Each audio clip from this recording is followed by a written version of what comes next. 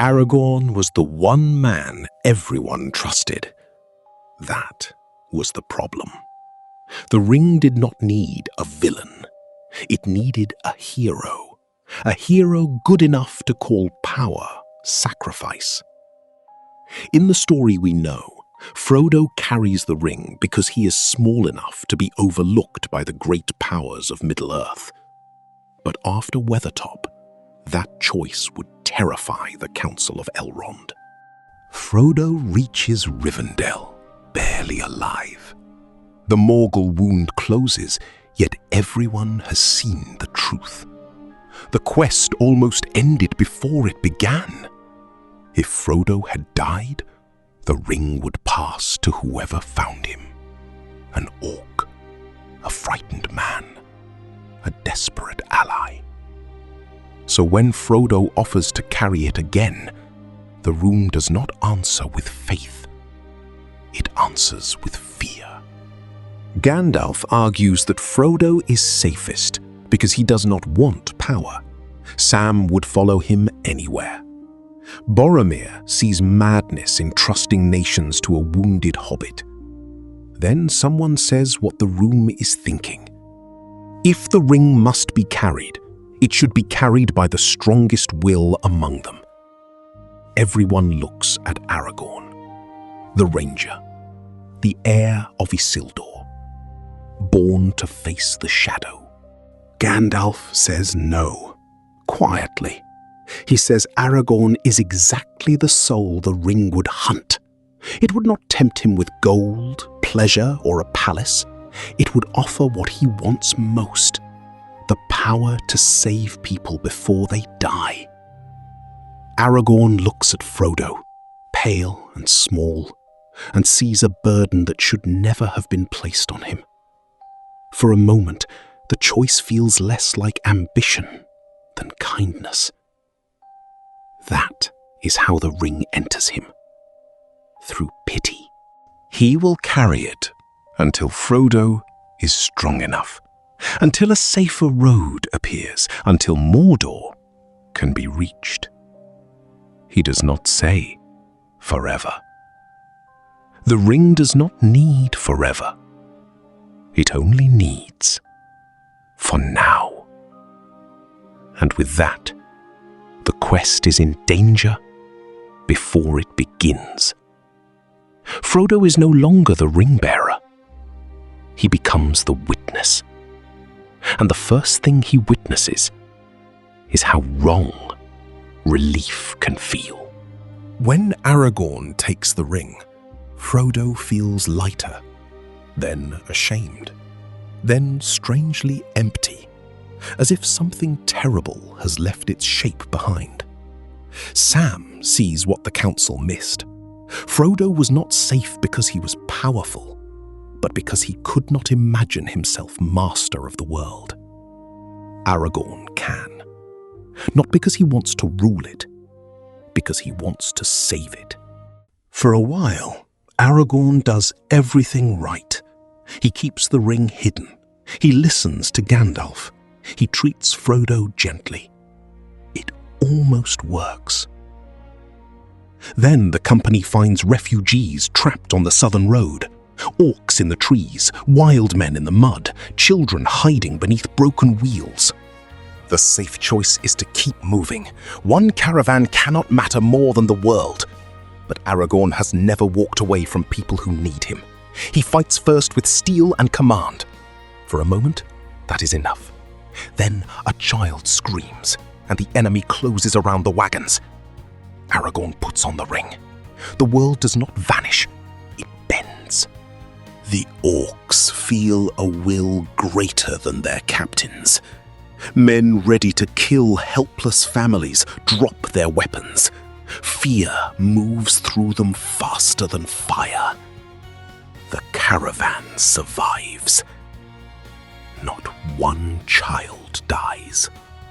Aragorn takes the ring off, trembling. The old ranger is still there, ashamed and grateful for the lives it saved. Boromir sees proof. Gandalf sees the beginning of a pattern. Frodo sees the trap more clearly than anyone. How do you tell rescued parents that the power which saved their children is still evil? By nightfall, rumor is already moving faster than the company. A hidden king from the north, enemies breaking before him, the weak saved without a battle. Saruman hears it and understands. Aragorn does not need to be destroyed yet. He needs witnesses begging him to do again what he should never have done once. So Saruman spreads the story. He lets Rohan hear that Isildur's heir carries Isildur's bane. He lets Gondor hear that a king is coming with a weapon no steward can command. He lets frightened villages hear that salvation is walking the roads.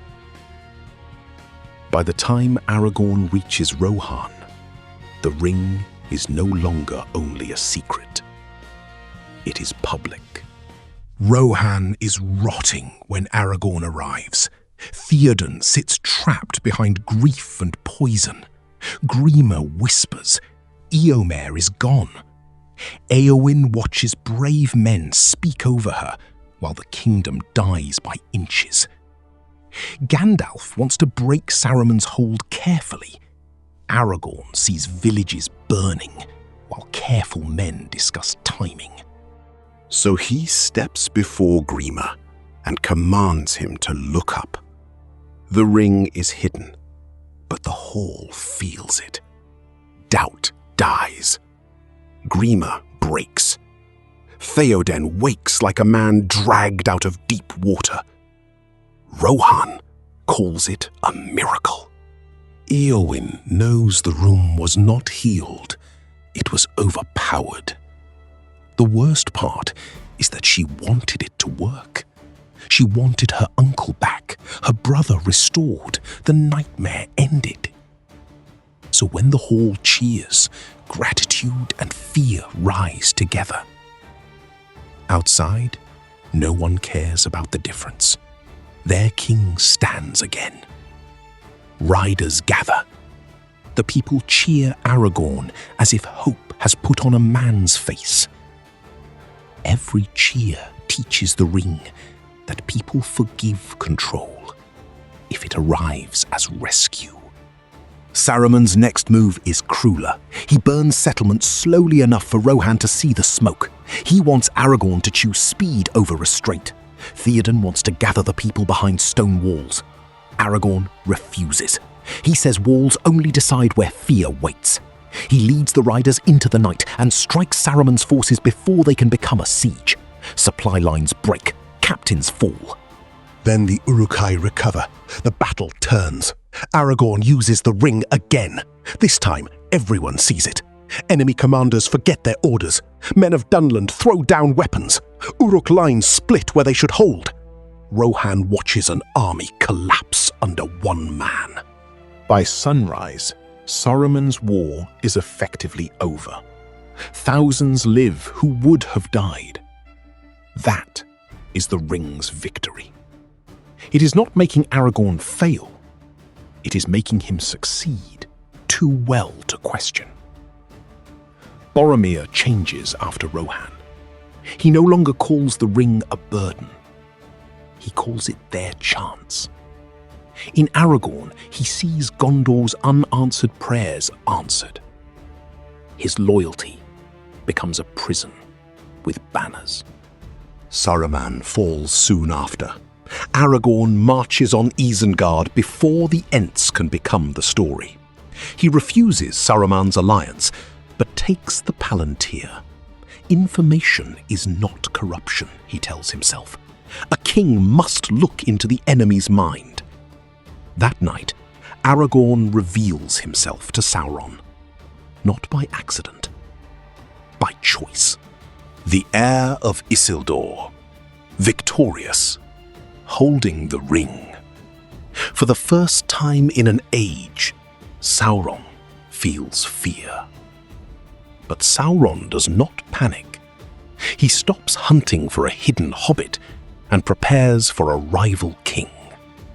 And in doing so, he gives the ring what it wants most, a crisis large enough to make surrendering power look irresponsible. When word reaches Gondor, Denethor understands the danger before most of the city does. Not because he is noble, because he knows power when it approaches wearing the face of rescue. Aragorn is coming, with Rohan behind him, Saruman broken, and the ring in his hand.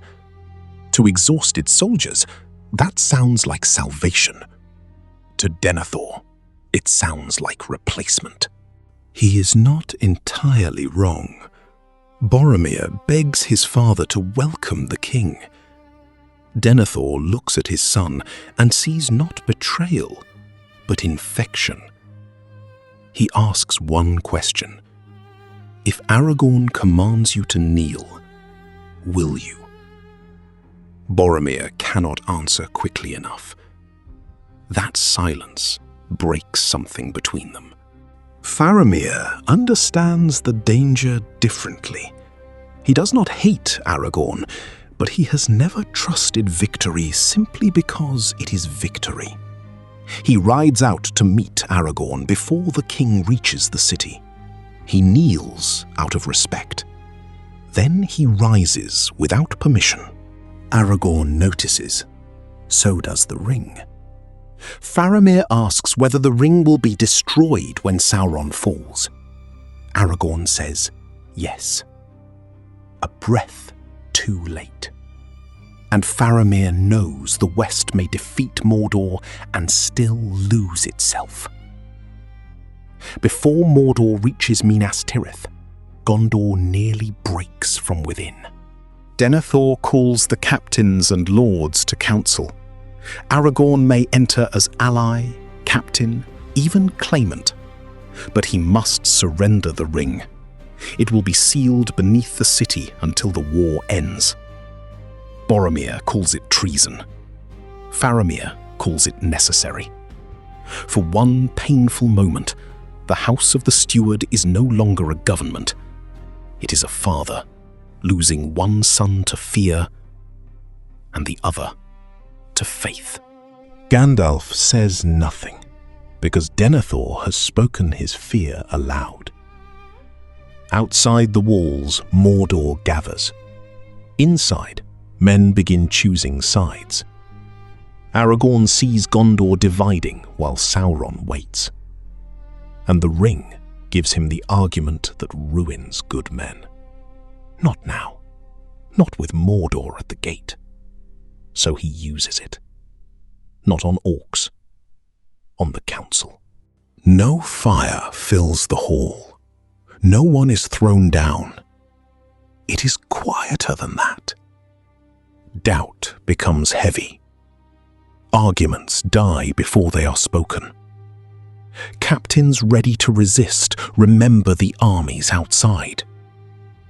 Lords who feared a king begin to fear disorder more. Denethor alone refuses to bow. He calls Aragorn a tyrant, fighting on the correct side. For one terrible moment, everyone knows he is not mad. But he is alone. By nightfall, Minas Tirith accepts Aragorn as king. Not because the law is settled, because nobody wants civil war, while Mordor darkens the horizon. That is how emergency power starts becoming permanent. Pelennor becomes less a rescue than a demonstration. Aragorn has taken the paths of the dead, and this time the Oathbreakers are not released when their old promise is fulfilled. They break the Corsairs and reach Minas Tirith in time. Then Aragorn looks toward Mordor and tells them their service is not finished. Legolas looks away. Gimli finally understands. The ring has not made Aragorn cruel for pleasure. It has made cruelty efficient. The dead move across Pelennor under a living king who carries Sauron's own weapon. Mordor's armies unravel. The Witch King turns from the city and feels a will beginning to resemble Sauron. Eowyn never gets the hidden moment that should have made her name immortal. Instead, she watches the battle stolen by a king everyone praises. She is alive, but unseen, safe, but smaller. For Eowyn, that is its own cage. The ring does not only corrupt its bearer, it steals destinies from everyone around him. Minas Tirith is saved. The people love Aragorn for it. They love him because the walls still stand, because sons return, because desperate people will forgive almost anything that keeps death outside the gate. Frodo understands then that his mission has become harder than carrying the ring ever was.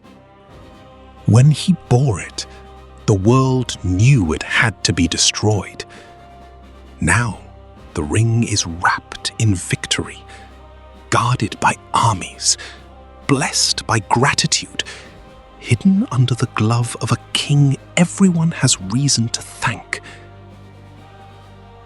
How do you take a weapon away from a hero after he has used it to save your children? Gandalf cannot challenge Aragorn openly. Aragorn has Rohan's gratitude, Gondor's crown, Boromir's loyalty, the dead, and the ring. So Gandalf gathers the people least impressed by power. Frodo, who knows the ring from the inside. Sam, who trusts love more than glory. Faramir, who can still tell loyalty from surrender. Eowyn, who has watched great men decide where she is allowed to stand. And Arwen, who comes south not for a wedding, but because she can feel the man she loves vanishing behind the king the ring is making. Their plan is desperate. Force the final question before victory buries it. Will Aragorn destroy the ring while he still can? Boromir discovers them.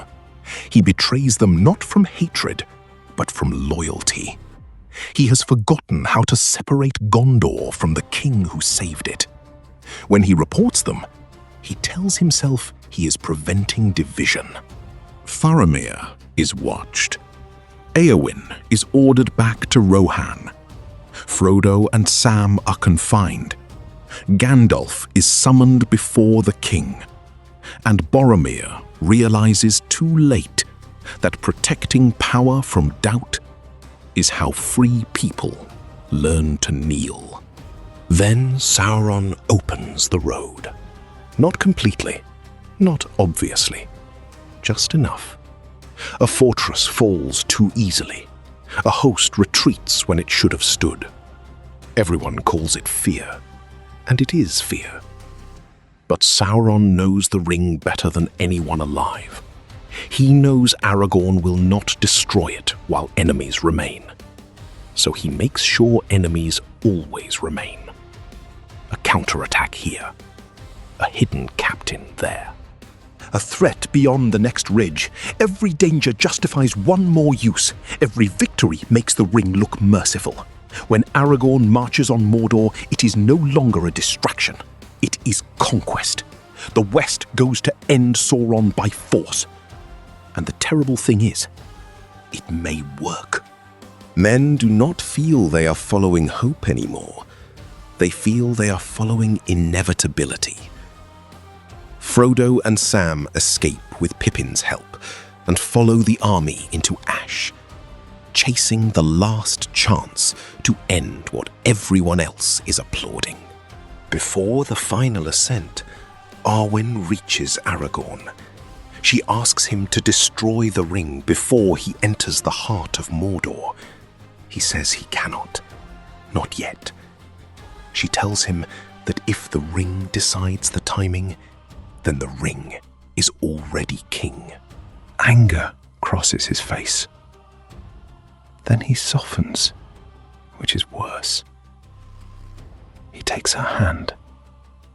He speaks gently.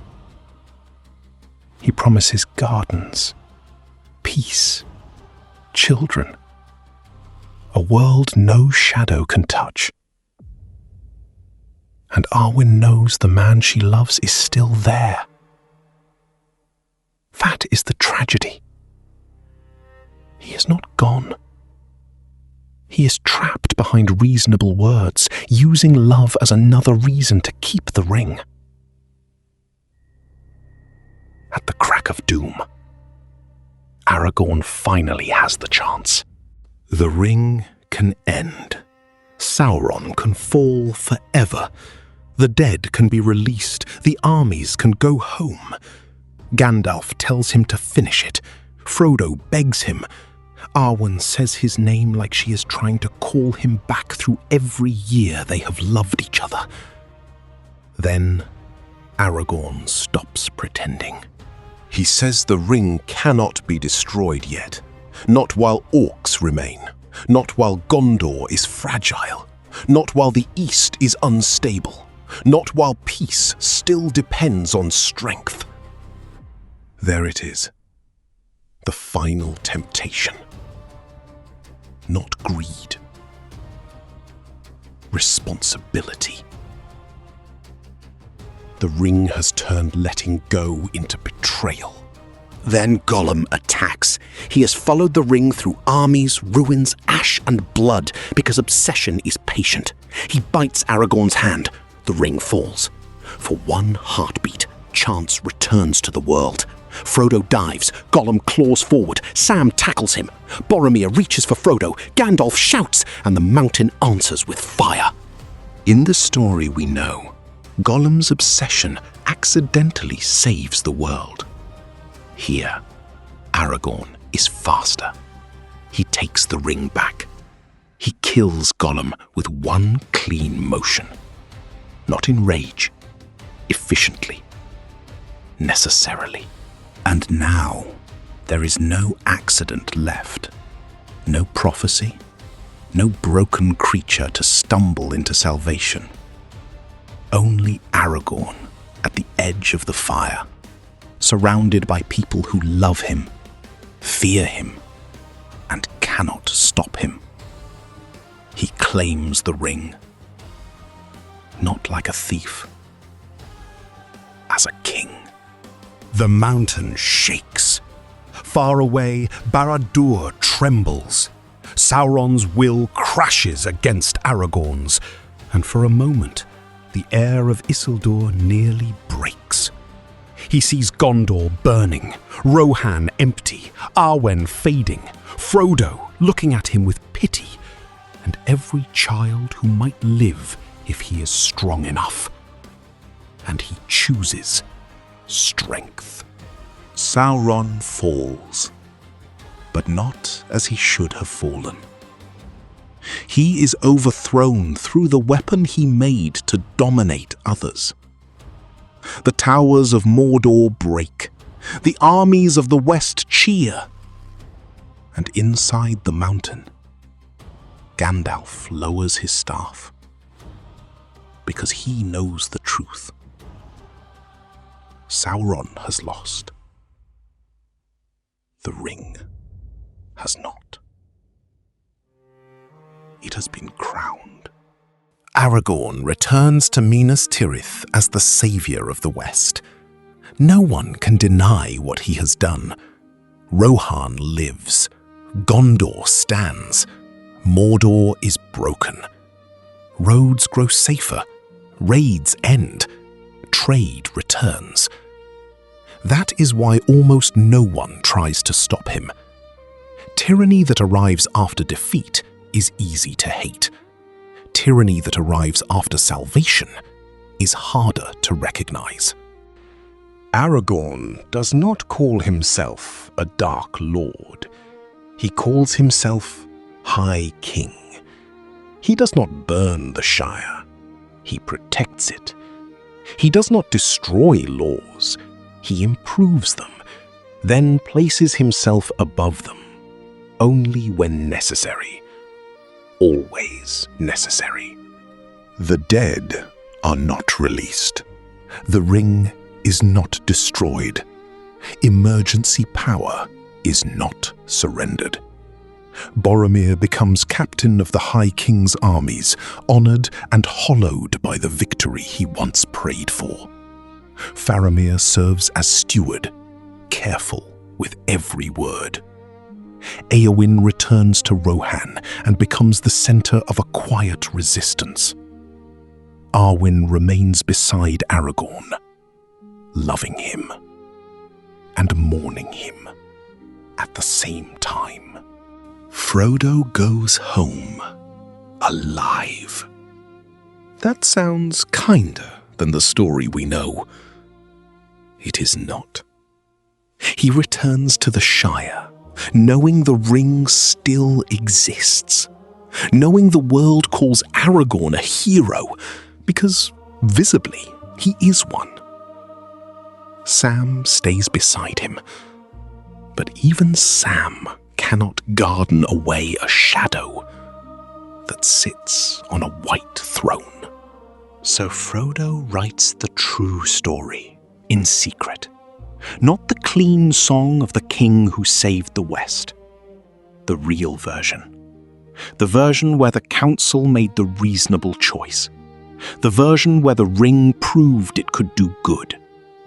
The version where Middle-earth was saved by a man who could never find the right moment to give power back.